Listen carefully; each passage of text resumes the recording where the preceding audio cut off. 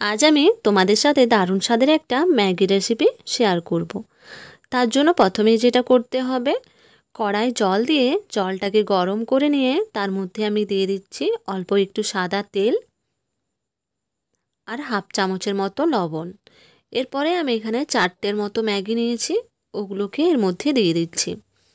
ভালোভাবে সেদ্ধ করে নিয়েছি, সেদ্ধ হয়ে গেছে, জলটাকে ঝরিয়ে নিচ্ছি। এরপরে কড়াটা পরিষ্কার করে এর মধ্যে দিয়ে দিলাম সাদা তেল। তার মধ্যে আমি 2টো ডিমকে ফেটিয়ে রেখেছিলাম, সেটা দিয়ে ভালোভাবে ভেজে নিচ্ছি। ডিমটা তুলে রেখে এর মধ্যে দিলাম সাদা তেল, পেঁয়াজ কুচি, পেঁয়াজটাকে একটু ভেজে নিচ্ছি। তারপরে দিলাম গাজর, গাজরগুলোকে এরকম লম্বা লম্বা করে কেটে রেখেছিলাম। আর দিলাম স্বাদ মতো লবণ। গাজরটা একটু ভাজা হয়ে গেলে এর মধ্যে আমি দিয়ে দেব কুচিয়ে রাখা ক্যাপসিকাম আর দিলাম বাঁধাকপি।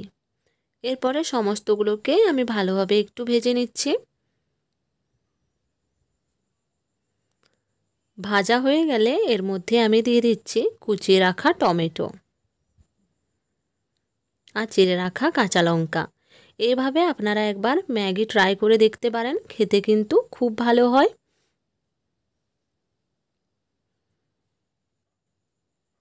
এরপর সমস্ত সবজিকে আমি ভালোভাবে ভেজে নিয়ে এর মধ্যে ম্যাগিটা দিয়ে দিচ্ছি।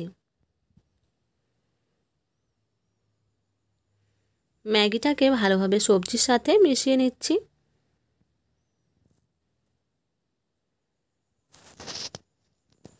সবজির সাথে ম্যাগিটাকে আমার মেশানো হয়ে গেছে। এরপরে এর মধ্যে দিয়ে দিচ্ছি সয়া সস। এরপরে সয়া সসটাকেও ভালোভাবে আমি এর মধ্যে মিশিয়ে নিচ্ছি। এই সময় গ্যাসের ফ্লেমটা লো মিডিয়ামে রাখতে হবে, না হলে তলায় লেগে যেতে পারে।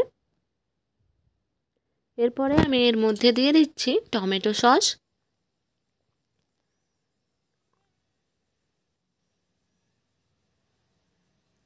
আর দিচ্ছি ম্যাগি মশলা।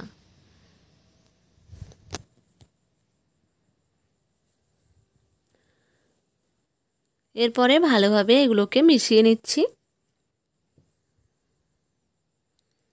এরপরে দিয়ে দিচ্ছি ভেজে রাখা ডিমটা। এইভাবে 3-4টা পাটে ভালোভাবে মিশিয়ে নিলে রেডি হয়ে যাবে দারুণ স্বাদের এই ম্যাগিটা। ভালো লাগলে লাইক, শেয়ার, সাবস্ক্রাইব করবেন।